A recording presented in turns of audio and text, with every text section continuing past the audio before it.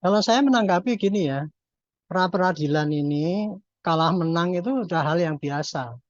Cuman karena kasus ini menjadi perhatian umum, jadi seakan-akan menjadi taruhan polisi kan, kredibilitas polisi. Makanya itu dari dulu saya sudah memesankan pada polisi supaya lebih berhati-hati karena meskipun pra peradilan itu hal yang biasa, kalah menang itu biasa ya. Tapi ini karena disoroti oleh masyarakat, pasti nanti akan menjadi cap seakan-akan polisi itu kerjanya amburadul kan gitu, kira-kira gitu. Tapi kalau dari melihat ini putusan apa yang digugatkan dan kemudian jalannya persidangan, saya menilai itu sudah fair ya.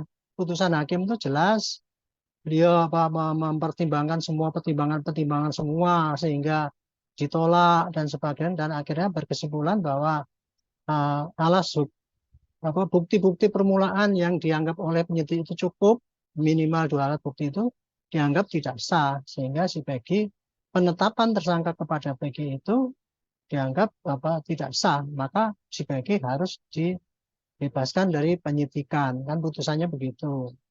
Nah, kemudian apa yang terjadi setelah ini kira-kira kan gitu. Hanya kalau saya pikir ya penyidik harus taat dan saya kira sudah taat kan akan mematuhi apapun putusan dari pengadilan. Dan kemudian tadi ada yang menanyakan apakah mungkin Pak Polisi mengajukan gugatan untuk banding atau sebagainya. Kalau sepemahaman saya, kayaknya pra peradilan itu tidak ada wacana upaya bisa banding itu. Jadi apa yang diputuskan oleh hakim itu ya harus dipatuhi, yaitu Peggy dinyatakan bukan tersangka lagi, dan kemudian dalam kata lain penyidikan harus dihentikan. Nah, kemudian bagaimana dengan apa yang harus dilakukan oleh polisi? Ya, dalam hal ini polisi menurut saya ya dia harus melakukan evaluasi. Kenapa kok kemudian bukti-bukti yang dianggap sudah hati-hati, sudah cukup, kok oleh hakim dinyatakan tidak cukup, kan gitu kan? Dan kemudian dianulir dengan kenyataan-kenyataan yang disampaikan oleh para kuasa hukum itu. Itu evaluasi yang pertama ya. Sehingga untuk dilakukan koreksi di masa mendatang jangan sampai yang kayak gini ini terjadi ya. Terus saya sampaikan ya secara dari kajian saya selama saya itu menjadi penyidik itu. Kalahnya pra peradilan oleh penyidik itu ada tiga kelompok. Pertama kali, kalau memang penyidik itu mengburuk. Buruk itu artinya sewenang-wenang. Saya enaknya sendiri melakukan penyitaan lah, menangkap dan sebagainya. Seperti yang dibayangkan oleh para tuduhan-tuduhan oleh para kuasa hukum itu. Sekarang kan polisi kan tidak sewenang-wenang itu nggak pakai dasar langsung sikat aja gitu. Itu penyebab kekalahan yang pertama yang menurut saya itu fatal. Tapi juga ada kekalahan di pra peradilan karena meskipun penyidik itu sudah berusaha yang memenuhi aturan-aturan, tapi ternyata kemudian ada kekeliruan dalam menafsirkan dia gitu. Misalnya kemarin itu kan, kalau menurut penyidik kan kemarin kan kalau sudah jadi tersangka itu ya tidak perlu diperiksa dulu kan gitu kan. Padahal ada keputusan MK yang dulu mengharuskan setiap pelaku itu harus kalau mau dijadikan tersangka harus cross dulu, klarifikasi dilakukan pemeriksaan lebih dahulu. Nah, kemarin kan penyidik mengatakan nggak perlu. Kalau ketangkap tangan itu juga nggak perlu kan gitu. Itu jadi meskipun penyidik sudah yakin bahwa itu benar, tapi ternyata masih ada kekeliruan penafsiran. Itu penyebab kedua. Penyebab ketiga adalah meskipun penyidik itu secara hukum ya, secara teoritis sudah benar gitu ya, sudah benar semua dan bukti-bukti yang selampirkan sudah cukup kuat. Tetapi kemudian ada sanggahan dari lawan yang bisa membuktikan sebaliknya, bisa menganulir apa-apa yang tadi alat bukti sudah dikumpulkan. Nah, sehingga hakim memutuskan bahwa oh ini ternyata yang lebih kuat, yang benar adalah dalil-dalil yang diajukan oleh penggugat. Nah, di situlah. Jadi ada tiga penyebab kekalahan itu. Nah, terhadap tiga penyebab kekalahan ini, kalau menurut hemat saya dalam kasus ini itu adalah terjadi kepada alternatif yang kedua, yaitu karena kekeliruan penafsiran penyidik terhadap aturan hukum, atau memang penafsirannya itu tidak salah, tidak melanggar, tetapi hakim memutuskan bahwa itu apa alat buktinya itu dianulir oleh sanggahan-sanggahan daripada para penggugatnya. Nah, kemudian analisis yang kedua adalah bagaimana ini penyidik setelah ternyata strategi dia untuk menentukan Peggy Setiawan sebagai tersangka ini digagalkan oleh Pak Hakim. Ya. Kan dulu kan penyidik itu kan gini, menyatakan Peggy Setiawan itu kan bermula dari kasus yang tahun 2016. Tiga orang itu sebagai apa DPO gitu ya, tapi kemudian ternyata hanya satu yang bisa digarap gitu, dalam tanda petik ya, sehingga akhirnya hanya Peggy Perong lah. Tapi kemudian ketika ditangkap Peggy Perong itu kok namanya Peggy Setiawan. Nah, penyidik sudah mencoba menambah bukti-bukti untuk mencukupi bahwa yang namanya Peggy Setiawan ini adalah ternyata Peggy Perong. Di antaranya adalah kesaksian dari Sudirman, kemudian ada ijazah, dan itu dulu itu strategi yang dipakai oleh penyidik itu untuk menentukan itu bahwa Peggy Setiawan ini adalah Peggy Perong. Nah, tapi ternyata kan di dalam ulasan-ulasan apa sidang pra peradilan kita melihat bahwa itu dianggap tidak benar gitu kan, sehingga ya apa strategi yang pertama itu ternyata dianggap salah sehingga Peggy Setiawan diputuskan untuk itu bukan sebagai tersangka. Nah, menghadapi seperti itu, maka sekarang penyidik harus berpikir ulang, melakukan gelar ulang, meneliti kembali pada 3 DPU yang dulu itu, mencari 3 orang DPU itu dengan lebih apa lebih pakai saintifik lah gitu, tidak hanya cukup dengan kesaksian gitu. Dicari, apalagi sekarang sudah banyak informasi yang disampaikan oleh pihak kuasa hukum kan, itu ada Pak yang Peggy Peggy Peggy mana Cirebon itu kan ada yang katanya anaknya pejabat itu katanya. Nah, itu menjadi data apa? Ya Peggy Cianjur lah siapa itu sebagai data awal untuk menelisik kembali cari itu. Mumpung itu para kuasa hukum kan sudah menunjukkan saksi-saksi yang lain itu. Jadi jangan sekarang bersikukuh kepada mengutamakan pada ngotot untuk menetapkan Peggy Setiawan itu menjadi tersangka lagi. Walaupun untuk ngotot ke situ juga tidak ada salahnya kalau memang dia punya alat bukti yang kuat gitu ya. Tetapi dia harus juga mengambil alternatif yang lain yaitu Peggy-Peggy yang lain yang diduga itu dulu katanya kan itu mungkin sengaja disembunyikan atau tidak dicari dan sebagainya. Saya kira harusnya strategi apa penyidik itu larinya ke sana juga sehingga teka-teki yang 3 orang yang DPO dulu itu bisa terbuka apa yang sebenarnya terjadi. Itu dari aspek penyidik ya. Nah, sekarang saya akan menyoroti kepada aspek para ini korban yang merasa diperlakukan tidak adil oleh penyidik kan gitu ya. Kalau menurut hemat saya ini dengan dia dikabulkan pra peradilan itu kan dia sudah membuktikan bahwa tindakan penyidik tidak tepat gitu. Nah, ini sebagai entry point bisa dipakai digunakan untuk awal untuk menggugat melakukan PK PK kasusnya yang dulu sehingga nanti bisa menggugurkan putusan putusan putusan pengadilan yang sudah inkrah itu gitu. Jadi dia bisa menguak kebenaran yang terjadi 2016 itu apakah persidangan ini memang betul-betul benar apa tidak gitu. Saya kira saya dari dulu pernah mengusulkan kan kalau mau melawan ini, melawan katanya seakan-akan ketidaksewenang-wenangan penyidik itu ya terhadap tahun 2016 itu. Kalau mau melawan kepada putusan yang sudah inkrah itu jalannya adalah PK.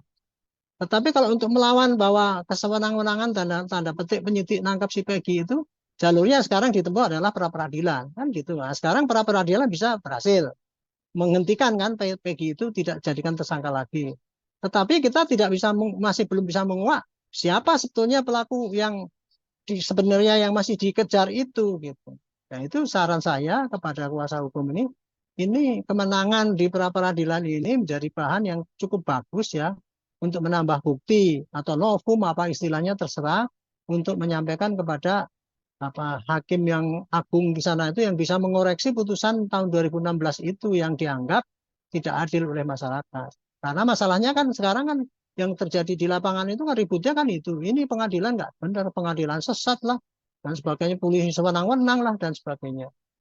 Kira-kira itu Pak. Jadi hikmah daripada Pak ini putusan pra peradilan ini setidaknya sudah menguak tabir ya ke arah mana hukum ini akan berjalan gitu. Untuk mencari klarifikasi apakah kasus yang 2016 dulu itu memang betul-betul kasus yang seperti apa yang diputus itu atau itu salah putus.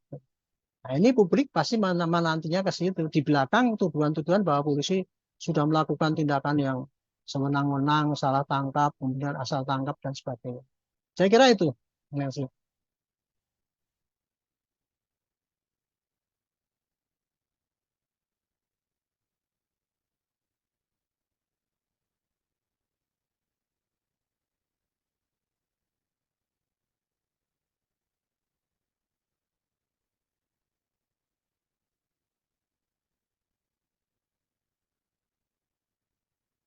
Saya nggak bisa mengatakan itu terburu-buru apa tidak. Itu kan terburu-buru itu kan mengatakan Pak Hotman Paris siapapun atau mengatakan terburu-buru. Ya boleh saja mengatakan gitu. Apalagi sekarang didukung dengan ternyata tidak benar kan gitu kan.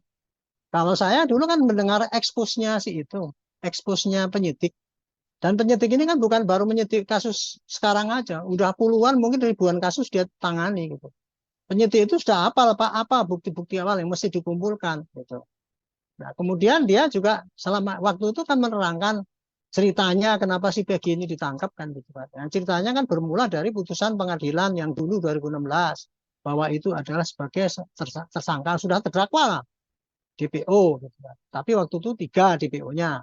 Kemudian setelah dia dalami lagi dengan saksi-saksi yang dulu mengatakan itu 3 orang itu ada pelakunya, ternyata dari 5 orang itu kan kemudian kan mencabut keterangannya kecuali si Sudirman yang tidak.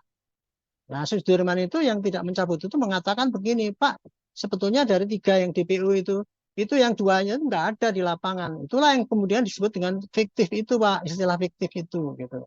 Tetapi Sudirman menguatkan bahwa itu adalah temannya si Peggy itu, Peggy Setiawan ditunjukkan fotonya itu adalah Peggy Perong itu karena dia teman sekelasnya. Makanya kemudian penyidik mencari rumahnya si Peggy Perong itu, didapatkanlah ijazah, Pak, ijazah SD itu namanya Peggy Setiawan gitu loh Pak.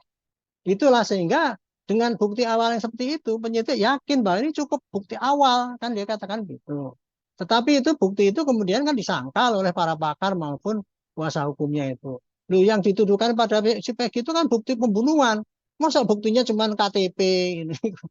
Itu kalau saya melihat itu bukti KTP, bukti ini hanya si penyidik ingin meyakinkan bahwa si Peggy Setiawan yang ditangkap sekarang ini adalah Peggy Perong yang dimaksudkan di dalam DPO tahun 2016 itu. Itu anu loh, pemahaman penyidik ya, kira-kira begitulah gitu. Makanya kalau saya suruh mengatakan bahwa itu terburu-buru ya tidak, menurut saya enggak. Enggak, karena apa? Karena dengan menentukan itu sebagai tersangka, maka penyidik bisa melakukan upaya paksa yang lainnya untuk membuktikan bahwa apakah benar ini Peggy ini pelaku yang disebutkan di dalam DPO yang dulu itu gitu. Tanpa dia menentukan sebagai tersangka ya dia nggak bisa apa-apa si penyidik itu untuk mengolah kemudian melengkapi memanggil saksi-saksi yang lain kan dia nggak bisa kalau tidak ada tersangkanya kan dia nggak bisa memanggil saksi yang lain. Jadi udah sekarang gini, dengan ditetapkan sebagai saksi itu risikonya pasti akan di pra peradilan. Kalau kalah ya kita turut pada putusan pengadilan. Ternyata asumsi di penyidik dulu itu ternyata salah. Ya, sekarang dia harus pakai strategi yang lain untuk bisa meneruskan pencarian DPU yang 3 yang dulu itu. Gitu. Untuk membuktikan apakah yang 3 itu memang fiktif 2 atau masih tetap kayak gini. Itu kewajiban penyidik sekarang ini untuk menindaklanjuti kasus ini.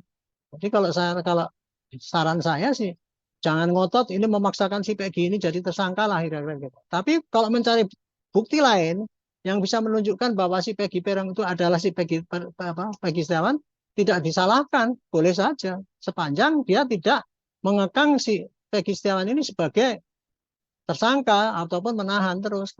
Tapi untuk mencari bukti untuk kalau memang penasaran ya buktinya sudah cukup kuat kok tapi kemudian dianulir oleh hakim itu penyidik boleh saja karena tugas penyidikan itu cuma satu kan bunyinya mengumpulkan barang bukti yang dengan alat-alat bukti itu bisa membuat terangnya perkara dan bisa menemukan tersangka. Sekarang kalau dengan tersangkanya si Peggy Perong sekarang dinyatakan bukan tersangka, kan dia kan nggak berhenti mencari buktinya itu untuk menemukan tersangkanya sebenarnya yang mana sih? Apakah Peggy Perong yang lain, Peggy Perong Cianjur, Peggy Perong Cirebon, atau Peggy Perong yang Peggy Setiawan ini?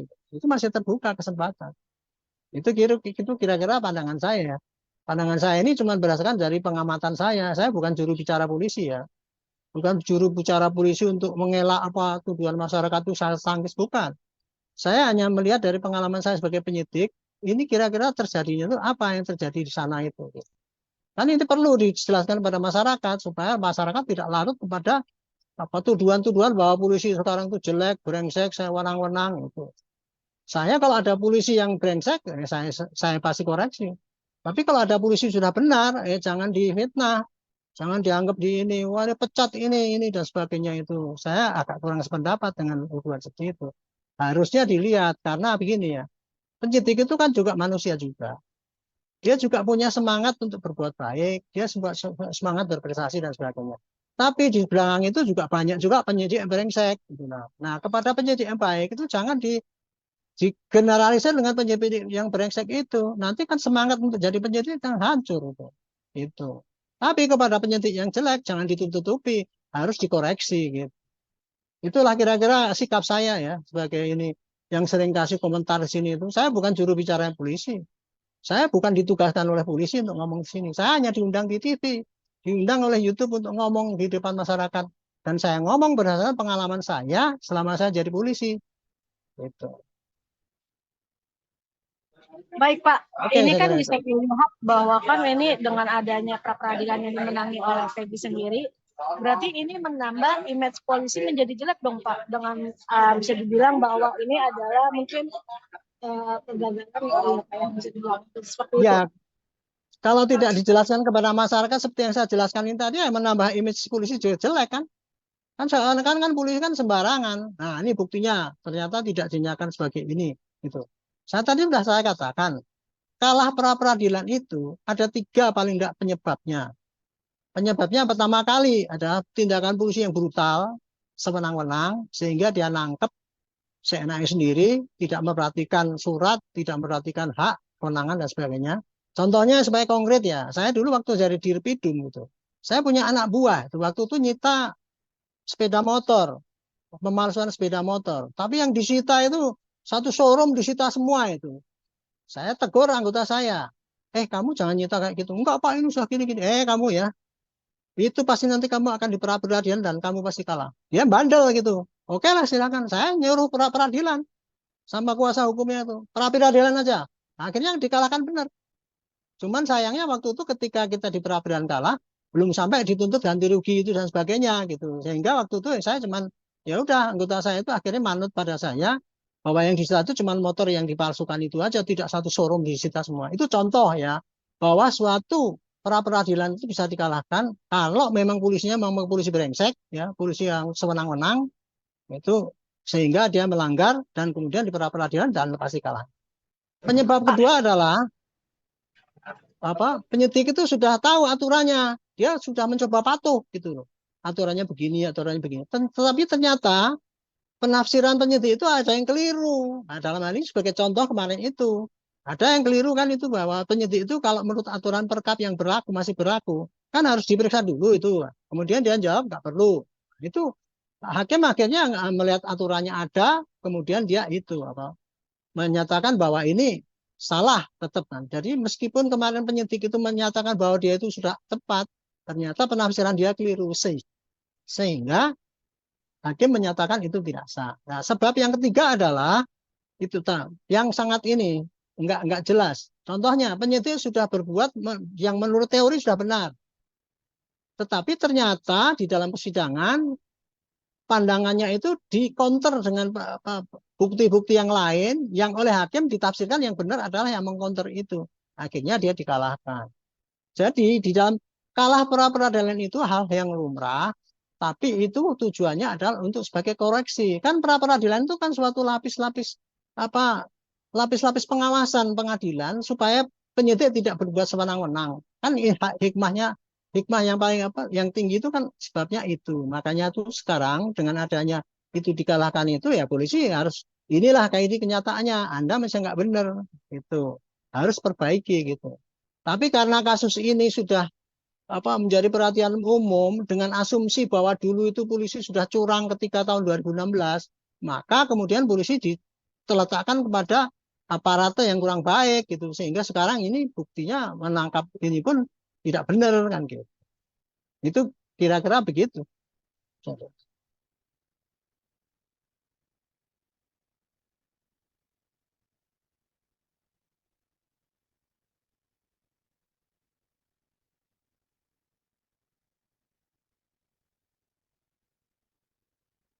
Ya,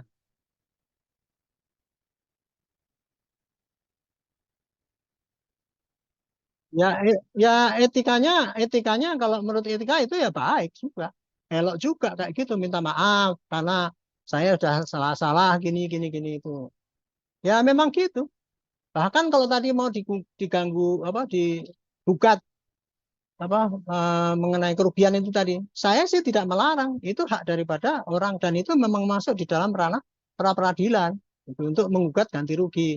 Cuman saya tidak tahu ya, itu nggak ahli benar di dalam masalah gugat menggugat ganti rugi di pra peradilan itu. Apakah itu diajukan bersamaan kemarin ya? Kemarin kan yang diajukan kan cuma apa tidak tidak cukup alat bukti ya gitu ya. Masalah kerugiannya kan nggak digugat. Gitu. Nah, saya nggak ngerti nih apakah kalau kemarin itu dimasukkan dalam gugatan kerugian, ya itu hakim masih akan mutus, ya boleh dikabulkan gugatannya gitu, kurang lebih begitu. Tapi sekarang karena yang kemarin yang digugat hanya tidak cukup bukti, maka ya itu. Tapi kemudian tadi kan pengacara yang di dalam talk show juga di TV akan mengajukan kerugian, akan kerugian ya material maupun imaterial itu. Saya bilang itu hak daripada kerugian para korban yang dianggap tindakan sewenang-wenang dalam tanda petik oleh polisi itu. Nah, masalah kayak tuntutan kayak gini ini tambah lagi pengalaman baru. Ini sebagai peringatan daripada polisi itu supaya lebih berhati-hati. Jangan lagi sembarangan berani-berani pra peradilan. Kalau dalam waktu lalu ya Pak ya, teman-teman itu dari penyidik itu kalau di pra peradilan gampang Pak, nanti udah kita salahkan salah, nanti kita bikin surat lagi, kita kerjakan lagi. Itu kayak gitu. Gitu. Nah, sekarang kalau ada ancaman gugatan itu kan jadi tidak sembarangan gitu, sehingga polisi tidak main-main. Oh, silakan pra peradilan nanti kalau saya kalah juga saya perbaiki, saya bisa menangkap lagi atau menemukan tersangka lagi kira-kira. Ini bagus. Jadi kasus ini bagus untuk perkembangan hukum di Indonesia. Cuman yang saya wanti-wanti adalah saya di mana-mana menerangkan ini, menerangkan apa yang terjadi yang menurut pandangan saya sebagai pengalaman penyidik. Sehingga tidak sampai membiarkan masyarakat itu dicekoki oleh suatu berita-berita yang akan menyudutkan tugas polisi gitu. Itulah saya makanya ngomong-ngomong sebanyak ini sehingga saya dikatakan saya membela polisi, saya brengsek, jangan tampil itu polisi. Banyak netizen yang mengutuk saya kayak gitu, tapi bagi saya tidak seperti itu. Saya tujuannya adalah memberikan pencerahan pada masyarakat sebatas pengetahuan saya. Saya tidak ngotot untuk mengatakan polisi itu benar apa salah. Tapi itulah kondisi yang sebetulnya kayak gitu. Supaya masyarakat bisa tahu, oh masalahnya begini. Sehingga bisa mendudukkan perkara yang sebenarnya bukan hanya perkara dari rumus-rumus yang semua menyudutkan akan menjelekkan polisi. Baik Pak, ini kan kemarin juga menjadi pro dan kontra. Lalu di dalam sidang pun mengatakan bahwa untuk sistem dari penangkapan dari Peggy Setiawan sendiri kan itu tidak Nggak dengar, ada. saya nggak dengar suara Anda tuh. Apa? Apakah ini menjadi salah satu kelalaian dari kepolisian juga Pak? Atau memang mereka tidak mengecek dulu itu seperti apa nih Bapak? Mungkin Bapak menurut pandangan Bapak seperti apa? Sorry, saya nggak tahu karena banyak situ ribut banget itu sehingga apa yang Ibu baca itu saya nggak apa yang ditanyakan apa tadi? Saya nggak bisa Baik, dengar apa ini yang kan ditanyakan. perihal gini nih Pak, soal penangkapan Peggy Setiawan. Yang kemarin itu kan ada pro dan kontra nih Pak. Perihal kemarin Ya, penangkapan yang di mana kan tidak ada surat penangkapannya itu. Nah ini menurut ya. Bapak ini seperti apa nih Pak? Ini adalah salah satu keteledoran dari kepolisian atau bagaimana Pak? Nah, saya kan nggak ngerti apa kasus yang terjadi itu. Di satu sisi kan itu para kuasa hukum mengatakan ditangkap nggak pakai surat. Karena di dalam KUHP itu ya, di dalam KUHP itu aturannya menurut hukum itu di dalam KUHP disebutkan orang itu ditangkap secara sah apabila ya sudah cukup alat bukti apa sudah cukup dugaan bahwa dia itu ini. Yang kedua harus dilengkapi dengan surat perintah penangkapan. Di dalam surat perintah penangkapan itu harus cocok namanya orangnya, siapa yang ditangkap. Itu persyaratan-persyaratan yang harus lakukan sesuai KUHP. Jadi polisi nggak boleh main tangkap langsung saja. Boleh kalau itu kejadiannya tertangkap tangan. Tertangkap tangan itu misalnya copet, sekarang diramekan orang, ketangkep tangan, nah, ditangkap itu nggak usah pakai surat perintah. Atau pada orang itu kedapatan barang bukti, misalnya gitu. Kita ada orang dibunuh ini gitu kan. Oh, orangnya lari ke sana gitu. Polisi ngejar, kan tidak apa. Dan kemudian ternyata di tempatnya itu ada barang bukti yang diduga melakukan itu. Nah, itu bisa dianggap tertangkap tangan dan waktu itu polisi bisa nangkap itu. Itu aturan umumnya kayak gitu. Intinya kalau tertangkap tangan polisi boleh menangkap langsung tanpa surat perintah. Tetapi kalau tidak tertangkap tangan maka polisi harus pakai surat perintah. Gitu. Dan ada LP-nya, ada menyatakan apa? Ada dasar lah untuk polisi melakukan penyidikan. Karena kalau menangkap itu kan bagian daripada tindakan penyidikan. Nah, tindakan dari penyidikan itu kalau menurut dari KUHAP, jadi penyidikan itu adalah semua tindakan yang menurut undang-undang ini. Gitu. Jadi kalau menangkap itu aturannya ada. Gitu. Nah, aturannya yang umum kayak gitu tadi. Kalau mau menangkap orang itu, supaya polisi tidak semenang-menang, maka harus ada laporan polisi dulu. Kemudian harus ada indikasi orang yang mau ditangkap itu sebagai tersangka. Kan gitu. Terus kemudian ada bukti-bukti yang kira-kira mendukung untuk itu. Dan dilengkapi surat perintah. Surat perintahnya harus ditandatangani oleh yang berwajib, ya, tidak oleh sembarangan, atasan penyidik biasanya itu. Nah, kemudian isinya harus sama, gitu, namanya harus sama, jangan sampai salah tangkap. Itu sebenarnya sistem pengawasan hukum itu supaya polisi tidak berbuat sewenang-wenang. Nah, kalau kemarin yang dalam persidangan kan sementara penyidik udah ngomong bahwa dia kan penyidik waktu itu kan nerangkan bagaimana berkas itu mulai dari si Peggy ditangkap kan, dia jelaskan kan panjang lebar. Tapi kemudian oleh kuasa hukum, lu kita tanya surat perintahnya mana kok jawabannya panjang lebar kayak gitu kan. Jadi intinya kemarin sementara penyidik sudah menyatakan bahwa dia itu menangkapnya sudah pakai surat perintah dan sebagainya, tapi sana punya bukti bahwa itu ditangkap, buktinya adalah kesaksian daripada ibunya, ditangkap nggak kasih surat, nggak dikasih ini ya. Itu yang dipercaya oleh hakim kan gitu. Karena penyidik tidak menunjukkan to the point ketika ditanya, ini Pak tadi saya dibilang kan nggak pakai nangkap, ini buktinya saya udah pakai. Nah kalau kayak gitu kemungkinan ya hakim juga tidak akan menerima apa yang disampaikan oleh kuasa hukum itu tadi. Kira-kira yang terjadi kemarin itu kalau untuk masalah itu ya ditangkap nggak pakai surat apa surat perintah kemudian tak salah orang kan sana mendalilkan wong perong kemudian dari apa Setiawan kan gitu. Walaupun penyidik bisa menjelaskan ya kenapa kok yakin Peron ada Setiawan karena dia sudah ngelidah rumahnya dan namanya itu kan. Itu yang terjadi kayak gitu. Nah, Pak, iya, ini kan kalau untuk kasus ini kan bisa dibilang bahwa untuk Peggy sendiri kan yang tadi kan sudah dijelaskan bahwa memang kan tidak ada surat dan segala macamnya. Lalu kan tadi juga Bapak juga sudah jelaskan bahwa ini kan harus ada permintaan maaf juga nih Pak. Nah, mungkin nih Pak dengan adanya kasus ini berarti citra polisi juga sudah bisa dibilang agak jelek nih Pak begitu. Berarti polisi ini adanya kelalaian seperti itu Pak. Ya kalau kasus ini sudah otomatis bikin jelek polisi kan. Udah pasti itu karena apa, namanya pasti agak terganggu dianggapnya wah, polisi tuh lihat kan. Wong kasus yang kayak gini aja sampai dia nggak benar kan gitu. Itu kan pasti udah bikin jelek kan gitu. Ya, itu otomatis itu Sarah. Cuman saya di sini menceritakan itu yang terjadi itu kayak gitu. Jadi kejelekannya kenapa? Itu tadi saya bilang. Kejelekan itu kejelekan yang disengaja oleh polisi yang curang atau kejelekan itu tidak disengaja karena polisi yang ternyata tidak hebat lah, tidak cermat dalam itu. Itu akan harus dibedakan gitu loh. Itulah kalau tujuan saya memberikan penjelasan itu. Saya nggak menutup-tutupi polisi curang kemudian ditutup-tutupi enggak ini enggak bukan itu tujuan saya. Tapi saya ingin menjelaskan kenapa kok polisi itu berbuat gitu. Apakah ini karena polisi yang curang, sewenang-wenang, atau hanya polisi yang karena apa? Karena khilaf, gitu. Itu yang harus dibedakan oleh masyarakat. Gitu. Jangan langsung digeneralisir bahwa polisi itu semua curang selama ini curang. Padahal diantaranya ada yang sudah berbuat maksimal. Contohnya misalkan Kapolda.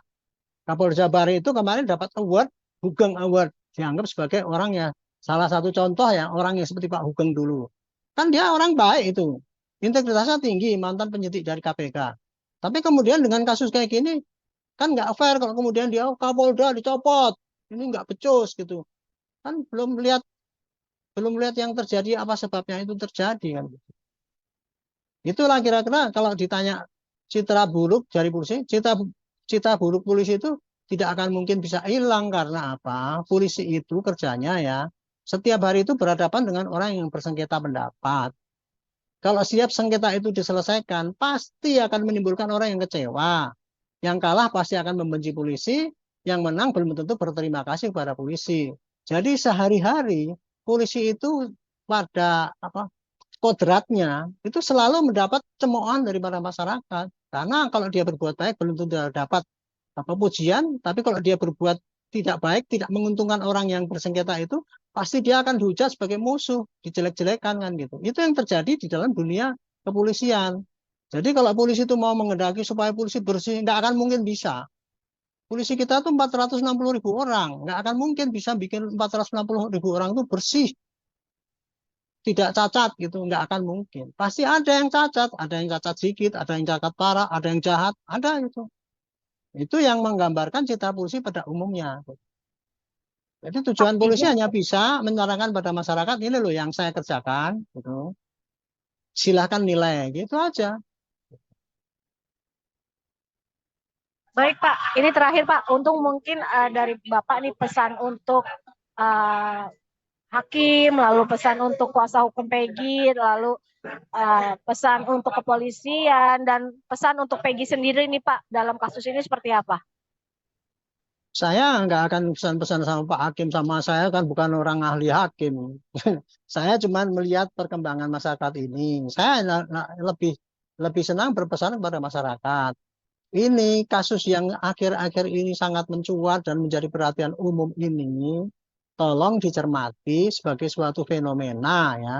Fenomena yang terjadi yaitu pada tahun 2016 terjadi pembunuhan yang pertama kali dianggap sebagai suatu kecelakaan lalu lintas, tetapi kemudian ternyata itu kasusnya lukanya parah dan sebagainya, sehingga ayah korban itu kan merasa tidak terima, ya terus dia melakukan penyidikan sendiri. Kemudian sayangnya di dalam penyidikan sendiri itu dia kemudian nangkap orang yang dicurigai oleh Pak Rudiana itu. Dia nangkap selama 20 menit, kemudian diserahkan pada reserse. Penyidikannya diserahkan pada reserse. Reserse sudah menyidik, tapi kemudian ditarik ke Polda. Polda sudah menyidik dan penyidikannya selesai. Oleh jaksa diterima hasil penyidikannya. Artinya kepenyidikan itu kalau sudah diterima menjadi jaksa, sudah P21 itu akhirnya dianggap sebagai sesuatu yang sudah sempurna. Dan kemudian oleh jaksa dipakai untuk di penuntutan. Di penuntutan oleh hakim dinyatakan bahwa itu iya memang itu tuntutannya masuk akal dan kemudian dihukumlah orang-orang itu dipidana 8 orang itu. Dipidana itu kan tidak terima nih yang dipidana, kemudian mengajukan banding. Hakim di banding menyatakan wah masih tetap. Kemudian ada yang kasasi, kasasi mengatakan benar. Sudah dihukum inkrah menjalankan putusan hukum. Kemudian malah ini mengajukan gerasi, ditolak. Di gerasi itu kan sudah menyatakan bahwa ya saya bersalah kan. Tapi tiba-tiba kemudian setelah tahun 2000 berapa 2016 sampai kemarin itu kan kemudian keluar apa film itu. Nah, film itu membuka wacana baru di media bahwa dulu kasus yang 2016 itu kasus manipulasi. Itu pengadilan sesat kan gitu yang terjadi. Nah, sekarang kemudian polisi meneruskan penyidikan itu dengan menangkap si Peggy ini. Dan kemudian disebutkan Peggy ini salah tangkap, kan gitu. Salah tangkap kemudian pra peradilan. Nah, ternyata memang polisi dinyatakan tidak sah. Itu yang terjadi. Gitu. Dan sekarang dengan tidak sahnya ini, maka polisi harus menghentikan penyidikan dan selanjutnya polisi harus melakukan penyidikan yang lebih lanjut yang DPO yang 3 dulu itu. Itu untuk dijawab apa yang sebenarnya terjadi, apa memang betul-betul 3 DPO atau cuma satu dan orang yang mana. Itu harus bisa dibuktikan secara kuat, jangan pembuktiannya seperti yang dulu.